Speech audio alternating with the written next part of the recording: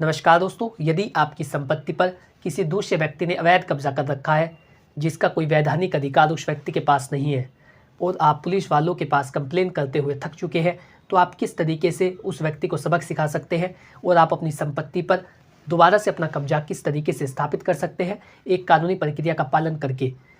उस व्यक्ति ने बिना किसी कानूनी प्रक्रिया के आपको आपकी संपत्ति से बेदखल कर दिया, उसने मारपीट की या दुर्व्यवहार किया, गाली गलौज की, वो राजनीति में रहता है, किसी भी तरीके से यदि उसने बिना कानूनी प्रक्रिया का पालन किए आपको आपकी संपत्ति से बेदखल कर दिया है, तो आप किस तरीके से ऐसे व्यक्ति को सबक सिखा सकते हैं और अपनी संपत्ति पर अपना कब्जा किस तरीके से ले सकते हैं, ये आज की इस वीडियो में हम जानने वाले हैं। मेरा आपसे अनुरोध है कि यदि आप चैनल पर पहली बार आए हैं तो आज ही हमारे यूट्यूब चैनल कानूनी बातें को सब्सक्राइब कर ले, ताकि इसी प्रकार की महत्वपूर्ण जानकारी, लीगल नॉलेज, विधिक परामर्श, आपके अधिकार आप तक पहुँच सके। नमस्कार, मैं अश्मित कुमार आप सभी का हमारे यूट्यूब चैनल कानूनी बातें में स्वागत करता हूं। हमारे चैनल के माध्यम से आपको लीगल एडवाइस दी जाती है। यदि आप किसी भी टॉपिक पर कोई विधिक परामर्श लेना चाहते हैं तो स्क्रीन पर दिए गए मोबाइल नंबर पर कॉन्टैक्ट कर सकते हैं।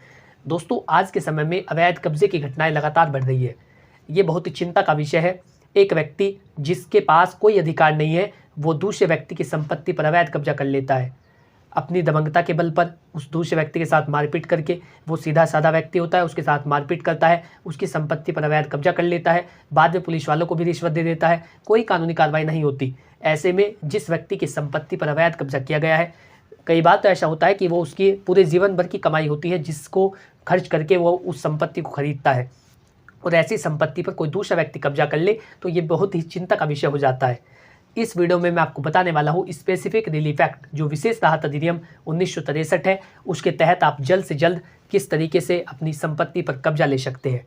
दोस्तों, स्पेसिफिक रिलीफ एक्ट के सेक्शन 6 के मुताबिक ऐसे मामले आते हैं जिसमें किसी भी व्यक्ति को उसकी संपत्ति से बिना कानूनी प्रक्रिया का पालन करके, यानी उसे वहाँ से बेदखल करने के लिए किसी तरीके के भी लीगल प्रोसीजर का इस्तेमाल नहीं किया गया है, कानूनी प्रक्रिया का प्रयोग नहीं किया गया है, लेकिन उसकी संपत्ति को बेदखल कर दिया गया है, तो ऐसा व्यक्ति इस सेक्शन के अंतर्गत केस कर सकता है। स्पेसिफिक रिलीफ एक्ट के सेक्शन 6 के मुताबिक बिना कानूनी अधिकार के जिसे भूमि से बेदखल किया गया है और वो भूमि उसके स्वामित्व की है, तो ऐसे कंडीशन के अंदर वो व्यक्ति इस एक्ट के तहत, इस सेक्शन के तहत वाद योजित कर न्यायालय से गुहार कर सकता है कि उसकी संपत्ति पर उसे कब्जा वापस दिलाया जाए।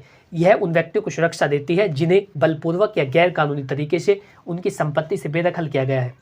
तो सेक्शन 6 का अर्थ ये है कि यदि बिना किसी कानूनी प्रक्रिया का पालन किए गैर कानूनी तरीके से अपनी दबंगता के बल पर मारपीट करके, दुर्व्यवहार करके, राजनीति के चलते, पुलिस वालों को रिश्वत देके किसी भी व्यक्ति ने आपकी संपत्ति पर अवैध कब्जा किया है, तो ऐसे व्यक्ति से आप अपनी संपत्ति का कब्जा किस तरीके से ले सकते हैं, ये सेक्शन 6 में प्रावधान किया गया है।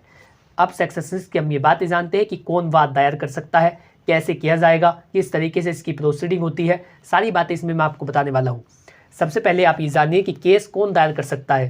Section 6 of specific relief act 1963 के मुताबिक कौन व्यक्ति केस दायर कर सकता है। सबसे पहले वो व्यक्ति जिसका वास्तविक कब्जा हो। वास्तविक कब्जे का अर्थ है कि उसका कब्जा उस संपत्ति पर पूर्व में रह चुका हो। यहाँ स्वामित्व की बात नहीं हो रही है कि उस संपत्ति की ओनरशिप, उसका स्वामित्व किसके पास है। यहाँ वास्तविक कब्जे की बात हो रही है, वैध कब्जे की नहीं। वैध कब्जे का अर्थ होता है वो संपत्ति जिसके स्वामित्व में होती है, जिसके पास ओनरशिप होती है, केवल वही व्यक्ति उसके लिए केस डाल सकता है। लेकिन यहाँ पर वास्तविक कब्जे की बात हो रही है। यदि आपका किसी संपत्ति पर कब्जा था, आप वहाँ पर काबिज थे और दूसरे व्यक्ति ने आपको बलपूर्वक या किसी कानूनी प्रक्रिया का पालन किए बगैर आपको वहाँ से हटा दिया है, आपकी संपत्ति पर अवैध कब्जा कर लिया है, यानी कि आपका जो वास्तविक कब्जा था उसको उसने ठेस पहुंचाई है, तो ऐसे व्यक्ति इस सेक्शन के अंतर्गत section 6 of specific relief act के तहत मुकदमा दायर कर सकता है। सिविल कोर्ट में जो भी उस क्षेत्र का दीवानी न्यायालय होता है, वहाँ पर सेक्शन 6 के मुताबिक केस डाला जा सकता है, और ऐसा व्यक्ति केस डाल सकता है जिसका वास्तविक कब्जा उस संपत्ति पर रहा हो। वैध कब्जे की बात नहीं है। दूसरी इसमें बात है जिसे गैर कानूनी या बलपूर्वक बाहर निकाला गया हो, यानी कि जो व्यक्ति केस दायर कर रहा है वो उसे ये बात साबित करनी होती है कि उस व्यक्ति को बलपूर्वक या बिना किसी कानूनी प्रक्रिया का पालन किए बगैर उसे वहाँ से बाहर निकाला गया है। या तो दूसरे व्यक्ति ने, जो दूसरा पक्ष है जिसने कब्जा कर रखा है, उसने उसके साथ मारपीट की, वो किसी सरकारी नौकरी में है या कोई अधिकारी है या कोई नेता है, उसने उसके साथ मारपीट की, अपनी दबंगता के बल पर अपना रौब जमाते हुए उस व्यक्ति को संपत्ति से बेदखल कर दिया।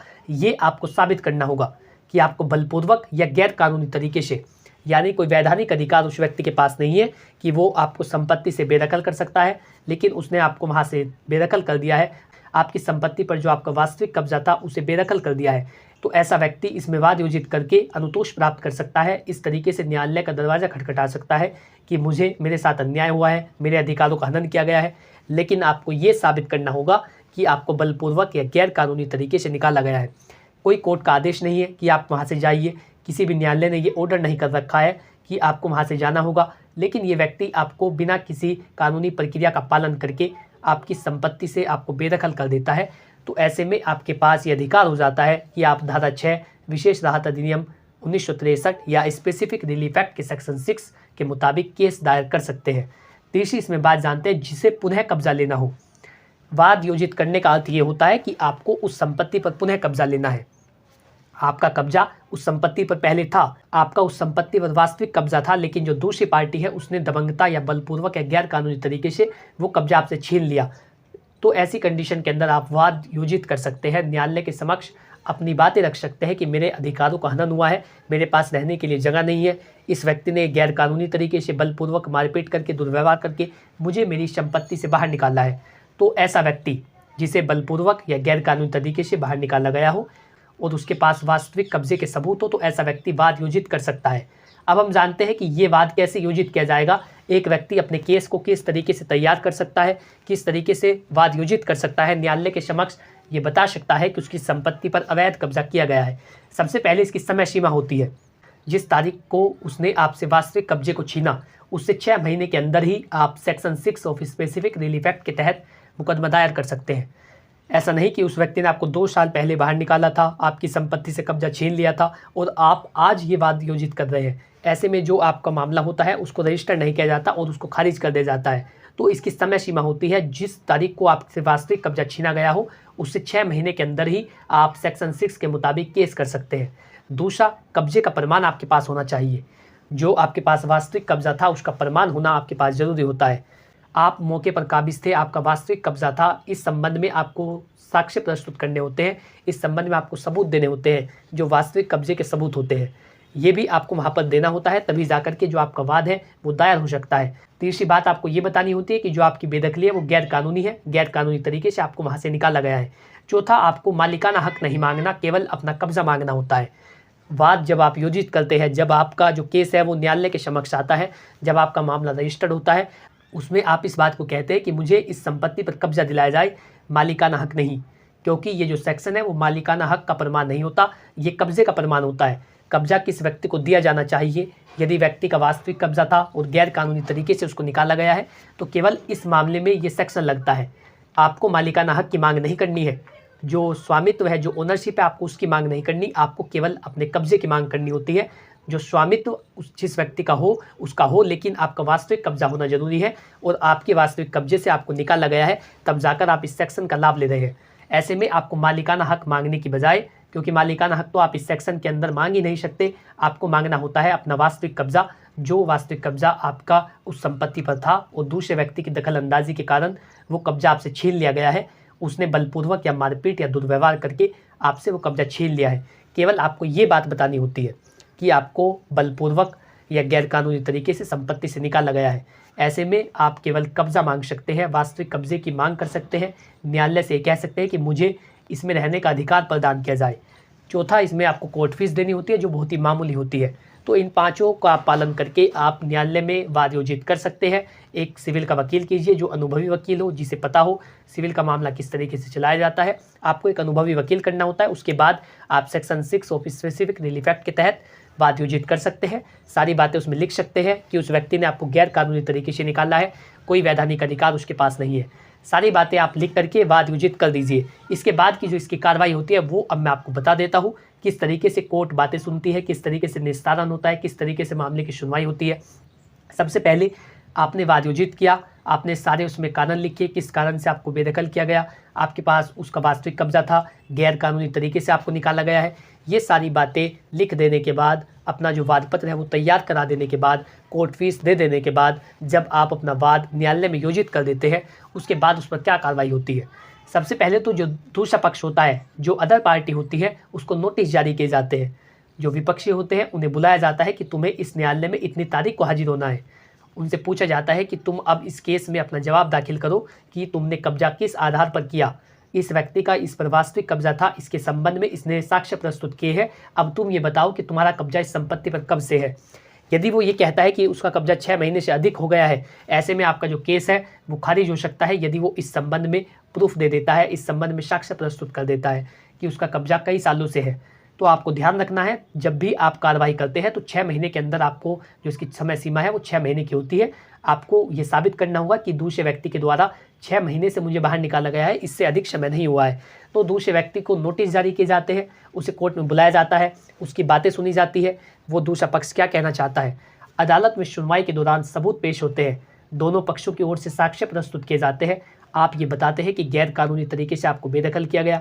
इसके संबंध में आप जो पुलिस वालों को दी गई FIR वो लगा सकते हैं, या अन्य भी सबूत लगा सकते हैं, कोई वीडियो रिकॉर्डिंग, फोटोग्राफ या आसपास के लोगों के बयान, आप वो सब इसमें लगा देते हैं। आपका वकील जो आपके अधिवक्ता होते हैं वो ये साबित करते हैं कि आपको गैर कानूनी तरीके से यहाँ से बाहर निकाला गया है। ये सारी बातें करने के बाद जो न्यायालय होता है वो सारे मामले को सुनता है, गहनता से अध्ययन किया जाता है और परिशीलन करने के बाद अपना एक निर्णय दिया जाता है। न्यायालय अपना निर्णय देता है कि किस व्यक्ति के फेवर में जजमेंट जाएगा। यदि आप सारे सबूत ये बता देते हैं कि आपको गैर कानूनी तरीके से निकाला गया है, आपके साथ मारपीट की गई, दुर्व्यवहार किया गया और ये जो कब्जा है वो 6 महीने से अधिक का नहीं है, जिस व्यक्ति ने जो दूसरी पार्टी उसने कर रखा है, ऐसे में आपके फेवर में जो जजमेंट है वो आने के चांस बढ़ जाते हैं। तो ऐसा करके आप section 6 of specific relief act के तहत अपनी संपत्ति पर किए गए अवैध कब्जे को खाली करा सकते हैं। ये सबसे महत्वपूर्ण जानकारी थी। विशेष राहत अधिनियम की धारा 6 के तहत आप किस तरीके से दूसरे व्यक्ति से जिसने अवैध रूप से कब्जा कर रखा है उससे कब्जा छीन सकते हैं और अपनी संपत्ति पर पुनः कब्जा प्राप्त कर सकते हैं। इसके साथ ही मैं आपको एक और जानकारी देना चाहूँगा। यदि आप चाहते हैं कि सिविल कोर्ट का निर्णय आने में समय लग सकता है और आपको वर्तमान में उस पर कब्जा चाहिए, यानी कि आपने जो सूट दायर किया सेक्शन 6 के मुताबिक उससे पहले भी आपको कब्जा चाहिए, तो ऐसे में आप एग्जीक्यूटिव मजिस्ट्रेट के पास एक प्रार्थना पत्र दे सकते हैं जिसमें आप ये बताते हैं कि वहाँ पर शांति भंग होने की संभावना है, मैं अपना कब्जा वापस लेना चाहता हूँ, लेकिन ये जो दूसरा पक्ष है कि इसमें दखल अंदाजी कर रहा है, मैंने माननीय न्यायालय में वाद योजित कर रखा है, लेकिन मुझे इस संपत्ति पर कब्जा लेना है और कब्जा लेने में शांति भंग होने का खतरा है। इसके तहत दूसरे पक्ष को ये नसीहत दी जाए, ये उसको चेतावनी दी जाए कि इतना माननीय न्यायालय का आदेश नहीं आ जाता, इतना वो उस संपत्ति पर कदम ना रखे। ऐसा कहकर के आप एग्जीक्यूटिव मजिस्ट्रेट साहब के पास प्रार्थना पत्र दे सकते हैं। ऐसी कंडीशन के अंदर दूसरे पक्ष के आवागमन पर रोक लगा दी जाती है, उनका आना जाना उस स्थान पर नहीं होता जहां पर आपकी संपत्ति होती है। इस तरीके से आप कानूनी कार्रवाई करा सकते हैं और बहुत ही जल्द अपनी संपत्ति पर अवैध कब्जा जिस व्यक्ति ने कर रखा है उसके छीन सकते हैं और पुनः अपना कब्जा स्थापित कर सकते हैं। आशा करता हूँ कि जानकारी आपको अच्छी लगी होगी। यदि आप इसी तरीके की जानकारी में रुचि रखते हैं तो आज ही हमारे यूट्यूब चैनल कानूनी बातें को सब्सक्राइब कर ले, ताकि इसी प्रकार की महत्वपूर्ण जानकारी आप तक पहुँच सके।